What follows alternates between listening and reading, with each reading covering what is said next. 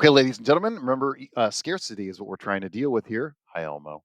And we know the goal is ultimately happiness. Now, we're going to focus this next section on economic rule number two, and that people have a choice. Okay.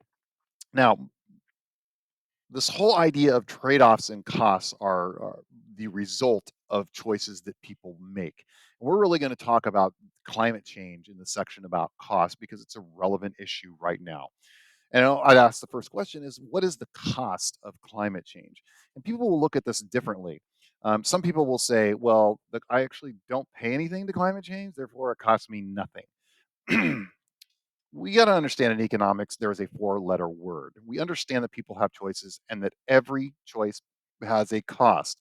If that is the case, then nothing is ever free. Do not use that word.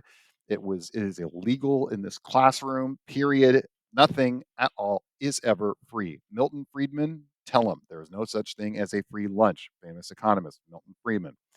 Everything has a cost. Every choice has a cost. Every choice has a cost. Nothing is free. Now, this section is about the type of costs. We have explicit costs, we have opportunity costs, we have marginal costs, we have sunk costs, and we have external costs, also known as externalities. And we'll look at these as a group in this section because explicit costs and the rest of these four are actually different. Okay. Explicit costs are separate from these four, which are known as implicit costs. Let's look at this a little more depth. Here's some other common answers regarding climate change. Oh, 165 billion in weather-related disaster costs, 14 trillion over 30 years in lost GDP, 2,000 a year because I have to buy extra insurance for potential flooding or wildfire, 40 million in a year into green technology. These costs are known as explicit costs. And explicit costs, of course, are payments that are actually made with money. So anytime you see money, like what did you pay? What was the cost of something? And you see money, this is known as an explicit cost. 165 billion, 14 trillion, 2,000 a year, 40 million, 295, 595 at the gas pump. Those are all explicit costs, payments involving money, costs involving a direct transfer of money. Now, why do we have these? Well, first, it creates a clear understanding of the consequence because we have a common measurement. In this case, it's money in the price system. We go around the world, I mean, is it going to be perfect? Of course not. But you know that there's a difference between $2 and $40 million, and that the difference is quite significant. And you actually can kind of measure that. It's not perfect by any means, but there is a common measurement. So when somebody says, "Well, what was the cost?" Well, the cost is $10,000. I can have an idea of what that cost actually feels like and how much impact it might have to whatever we're talking about. And so then we can actually get a more precise measurement than an implicit cost of what is given up by a choice. I know that when I go to a gas station, I'm going to pay probably about $110 to fill up my car. I know what it feels like. I know how that measures because I know what $110 looks like for something else that I would spend it on. Um, if we talk about $1 trillion and that $1 trillion is being spent on something in terms of the US government, we can get a better feel instead of just guessing and saying, oh, it costs more military. Well, we know what $1 trillion will buy you for the military and what it'll do in things like education or Social Security or Medicare or Medicaid. So it's a common measurement using money. Now, how would that work? Well, something like here are the biggest impacts of climate change: children, fossil fuels, transportation, construction, the raising of beef, the burning of wood and agriculture, production of metal, concrete, deforestation, gas flaring, and trash. Then we can say, okay, hey, we're going to throw 40 million at fossil fuels, construction, and deforestation. And we can even get a good idea of what $40 million will do in terms of fossil fuels, making construction more efficient or preventing deforestation. We can actually see the impact of that cost of that $40 million. Now that seems simple enough, but that's really the shallowest way of looking at something. So explicit costs really tell you very little in terms of economics. This is going to change your understanding of what a cost actually is. What if we talk about this $40 million and we say, okay, yeah, but how much does $40 million actually do here versus here versus here? and actually how much would actually benefit it going to fossil fuels versus construction versus deforestation, because maybe putting more somewhere versus another would be better. Or what if the $40 million actually went to something actually, are we wait a minute, I'm putting it to fossil fuels, that means I can't put it to transportation. What's the cost of that? I'm putting it towards deforestation, that means I'm not putting it towards trash. What's the cost of that? Instead, we have what are known as implicit costs. Instead of looking at what happens when you make a choice in terms of a monetary value, now you're looking at what did you actually sacrifice when you made your choice. You made your decision. Now, what did you actually give up? Not monetarily, other than money, the whole big picture. Because in economics, there are no solutions, they are only trade offs. So you have this problem of scarcity, you have unlimited wants, you have limited resources, and of course, people make choices, and those choices have costs. But why do we need implicit costs? Because the costs are way bigger than just simply saying, well, it's money. We're dealing with people and the behavior in people and the impacts on people. And since people all have different values, everybody has a different way they're looking at trade offs. They're looking at those implicit costs.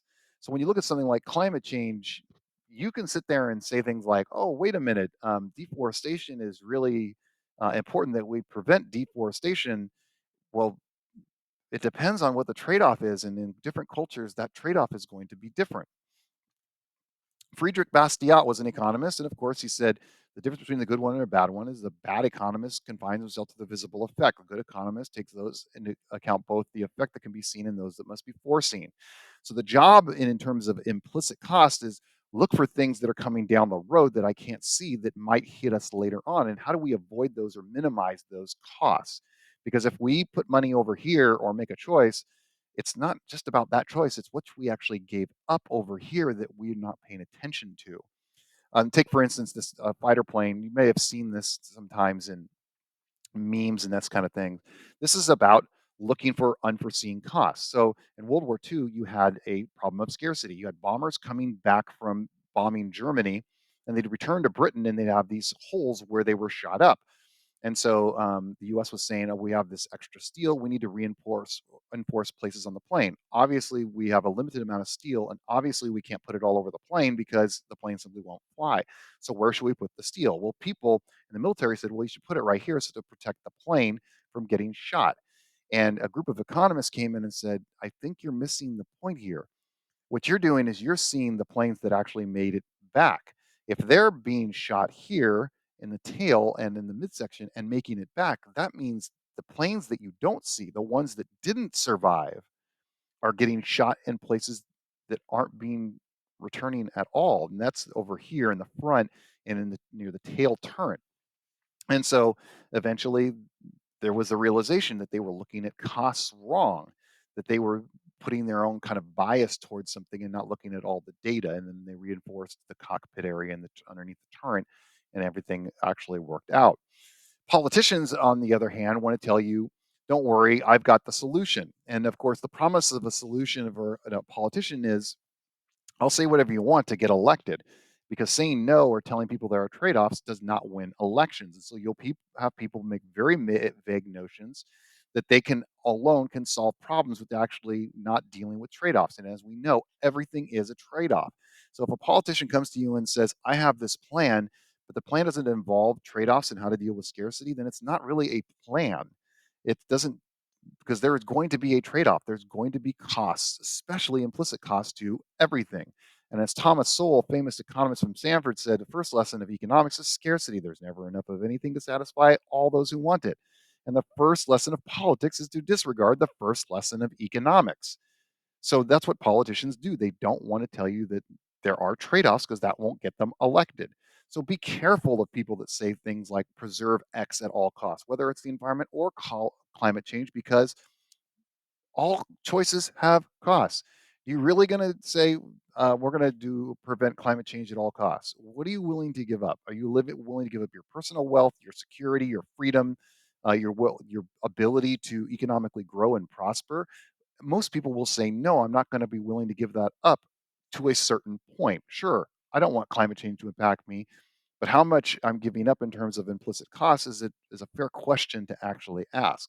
because there is no such thing as free in economics. There's always a cost. So, why do people make bad choices then? Well, first of all, remember that when you make an economic decision, you almost always have incomplete information.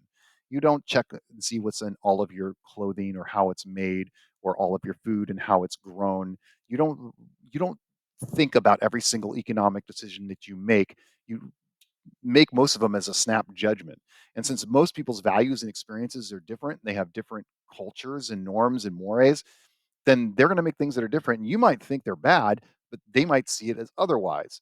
And you mix that in with the fact that everybody doesn't want to research every single outcome of every choice. And what you get is what you might see as a bad choice that other cultures will not. And remember, you still have some people that will actually simply lie to you about your choices or your resources. And of course, if the information is wrong, you can't make an educated choice. And this does happen where people are lied to that there are fraudulent information or bad information, or you simply don't know and you don't want to take the time to research the unknown either. So remember, everyone has a choice, and there are two types of overall costs. One is explicit costs having to do with money, and one is implicit costs having to do with what you traded off when you made a choice.